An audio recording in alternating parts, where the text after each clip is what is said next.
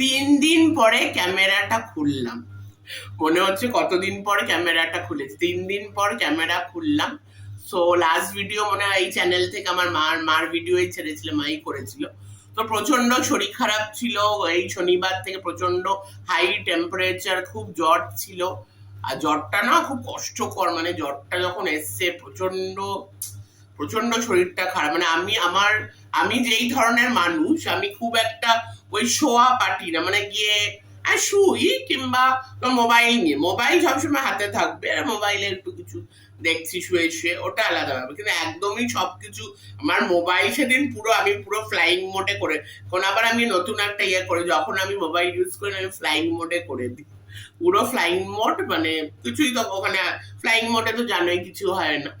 So পুরো মানে phone থেকে পুরো অফ আর কি ফ্লাইং মোডটা, যদিও এটা খুবই দরকার মাঝে মধ্যে সবকিছু থেকে অফ একদম। তো এবার ফ্লাইং মোডে করে তারপরে হঠাৎ করে প্রচন্ড, মানে ঠিকই ছিল, আসলে একটু একটু সর্দি লেগেছিল, কিন্তু ওটাও ঠিক হয়ে গেছে, মানে কিছুদিন আগে সর্দি লেগেছিল, ঠিক হয়ে গেছিল। তারপরে ঠিকই চান টান করেছি। এবার সেদিন শনিবার দিন চান করেছি, যেই ভাই চানটা করেছি, মানে এমন হঠাৎ করে একদম গা হাত পায়ে ব্যথা হয়ে ঠান্ডা লেগে, ফ্যান, এই গরমে দেখো এখন আমি ঘামছি, এই ফ্যান ফ্যান বন্ধ করে দিয়েছি, কিছু খেতে পারিনি দুপুর, ফ্যান ট্যান বন্ধ করে দিয়েছি, এসি তো দূরের ব্যাপার।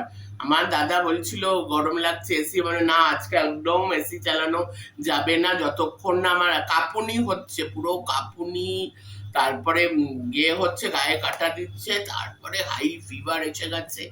তারপরে সন্ধ্যের থেকে তাও একটু ঠিক হয়েছে, তারপরে তো ওষুধ খেয়েছি। কিন্তু তারপরে মানে কালকে ভোরবেলা অব্দি জ্বর ছিল আর কি, সন্ধ্যাবেলা শনিবার দিন চলে গেছিল ওই ওষুধ খেয়ে, তারপর আবার ভোরবেলা একটু এসেছিল।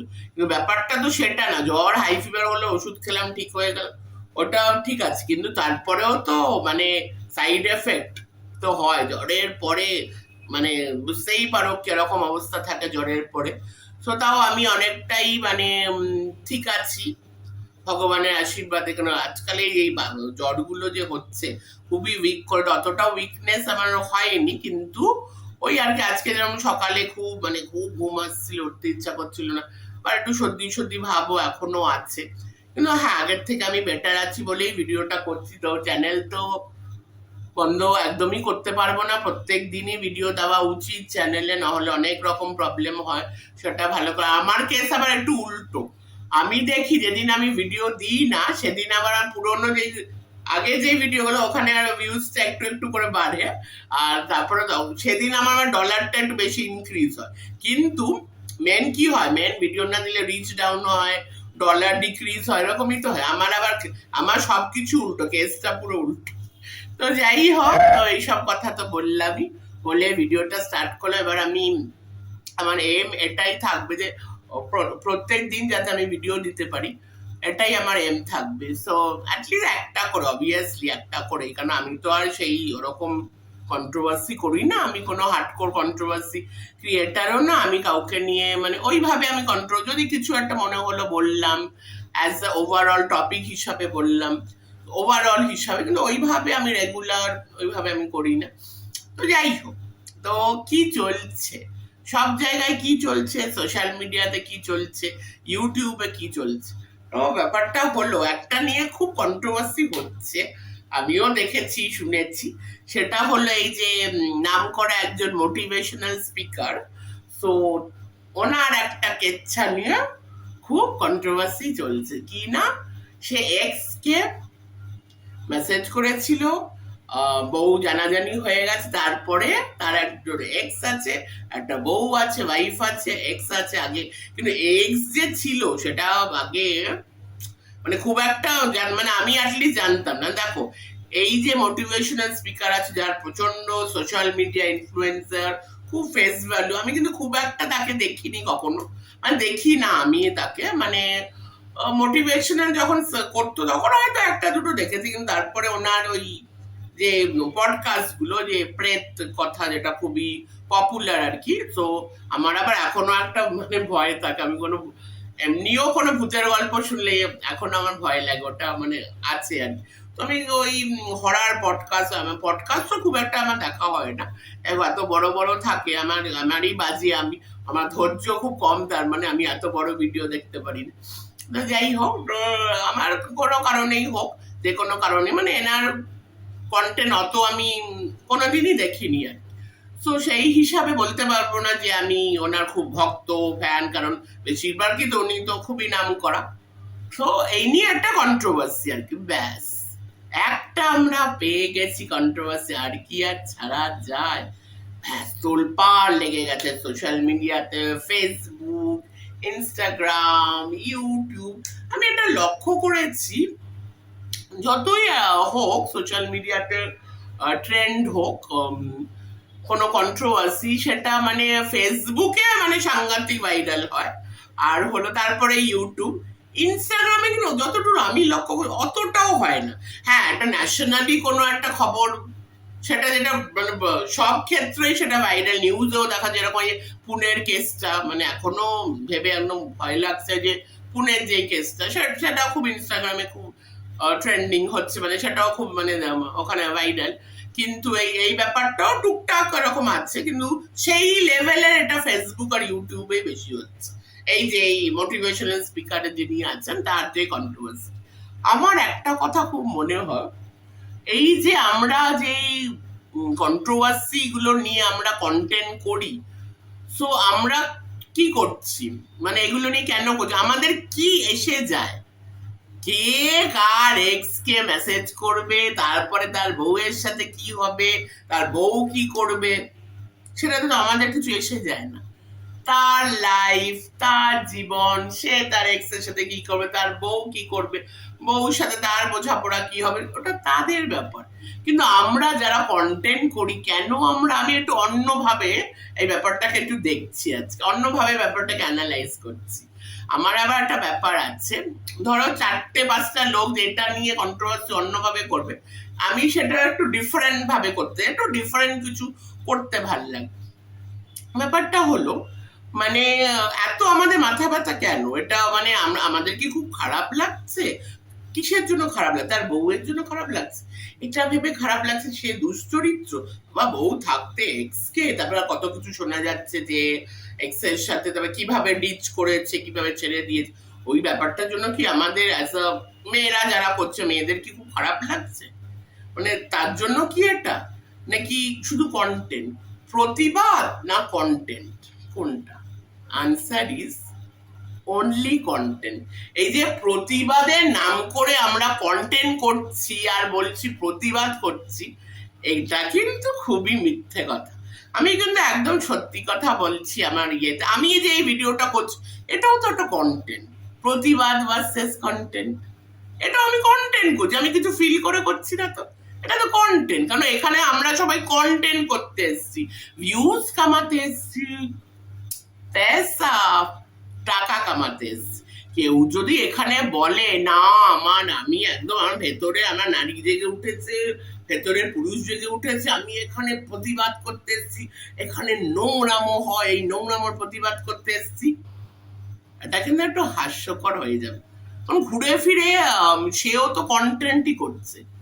দেখো, প্রতিবাদ কিন্তু সাংঘাতিক একটা জিনিস। ধরো এই ব্যাপারটা যদি ধরি, আমার খুব মানে জঘন্য লাগছে, এটা কি আর, এটা মোটিভেশনাল স্পিকারও এরকম একটা বউ আছে, এক্স কে ইয়ে করছে, এইভাবে এক্স কে ছেড়ে দিয়েছে, ও মেসেজ, কি বাজে ছেলে, হ্যাঁ ঠিক আছে, সেটা অ্যাজ আ মেয়ে হিসাবে আমার একটা বাজে লাগতেই পারে, কিন্তু যখন আমি এটাকে নিয়ে আমি ভিডিও করছি, তখন আমি অনলি কন্টেন্টই করছি, আমি কিছু ফিল করছি না, ও একটা ফালতু বাজে ছেলে, একটা এত বাবা মোটিভেশনাল স্পিকার হয় এরকম, আমি সেই ফিলিং, সেইটা আমি পার্সোনালি ফিল করতে পারি, হ্যাঁ পার্সোনালি আমি এটা ফিল করতে পারি, আমি এটা, কিন্তু যখন আমি একটা মনিটাইজেশন অন করে আমি একটা কথা বলছি, সোশ্যাল মিডিয়াতে আমি ভিডিওটা করছি, তখন আমি কন্টেন্ট করছি, আমি তো আমাকেও ইনক্লুড করছি, আর বাকি সবাইকে আমি ইনক্লুড করছি, এখানে প্রতিবাদ না, শুধু কন্টেন্টই হয়।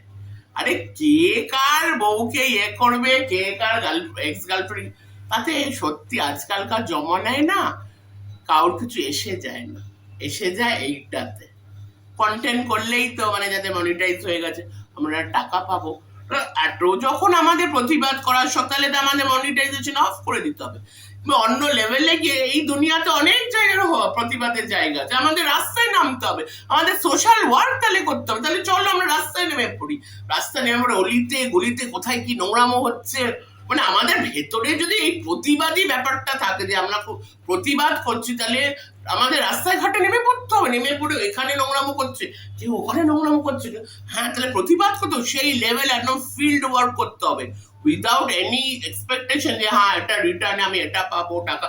সোশ্যাল ওয়ার্কে কিন্তু সমাজের জন্য কাজ, ওখানে কিন্তু কোনো টাকার জন্য কিছু হয় না, কিন্তু সেইটা না, প্র্যাকটিক্যালে মুদ্রা আরে লাইন পে আও, ওই হিন্দিতে কাহাবত না, লাইন পে আও। আমরা সবাই এখানে আমরা কন্টেন্ট ক্রিয়েটারের কাজ কি? কন্টেন্ট করা, কন্টেন্ট তো করবেই, তাই না? সো কন্টেন্ট, এটাই বলো আমি কন্টেন্ট করছি, এটা বলো না প্লিজ, এটা বলো না যে আমি প্রতিবাদ করছি। প্রতিবাদ আলাদা জিনিস, কন্টেন্ট আলাদা জিনিস। প্রতিবাদ কেন আমরা, আমাদের কি যায় আছে? এই যে মোটিভেশন স্পিকার যদি কারোর সাথে কিছু করে বা কোনো ভুল কাজ করে, তাহলে আমাদের কি কি কিছু যায় আছে? সত্যিকারে বল, আমরা কি ওর কেউ যায় তো আসে না। হ্যাঁ মানুষ হিসাবে পার্সোনালি আমাদের খারাপ লাগতে পারে না, মেয়ে হিসাবে মেয়েদের আরো বেশি, সেটা পার্সোনালি লাগতে পারে, কিন্তু যখন আমি কন্টেন্ট করছি আমরা এই আশাতেই করি, এই যে আমি ভিডিওটা বানাচ্ছি এখানে আমার কিছু একটা তো হবে, আমার কিছু একটু তো আমার কিছু আমার ভিউজ হবে, এটাতে যে ও নাম করা ফেস ভ্যালু আছে, আমার একটু ভিউজ হবে, আমার একটা কন্টেন্টের ভিউজ হবে, ওই আশাতেই কিন্তু আমি করছি। একটু মাথা থেকে কিন্তু এটা ভাবতে হবে জিনিসগুলো। আমরা কিন্তু ভেতর থেকে একটা নারী হিসাবে তাদের তো সবকিছু অফ রেখে শুধু ভিডিওটা করছি, আমি এখানে কোনো মনিটাইজেশন আশা করছি না, আমি এখানে কোনো টাকার আশা করছি না, এমনি আমি প্রতিবাদ করছি। আর হ্যাঁ প্রতিবাদ করলে জাস্ট একবার আমি একটু বললাম, তো বারবার যদি আমি এটাকে নিয়েই পড়ে আছি তাহলে তো আমি কন্টেন্ট করছি, প্রতিবাদ করছি, এইসব বিষয় কিন্তু ভাবনার বিষয়। এবার আরেক দিকে এবার আমি চলে আসলাম এই ওয়াইটি কন্ট্রোভার্সি জোনে। হ্যাঁ হ্যাঁ, এবার আরেকটা যেটা হচ্ছে আর কি, আমি আমার টাইম দেখি, বেশি বড় হলে তো চলবে না, তো আমি একটু টাইমটা দেখি।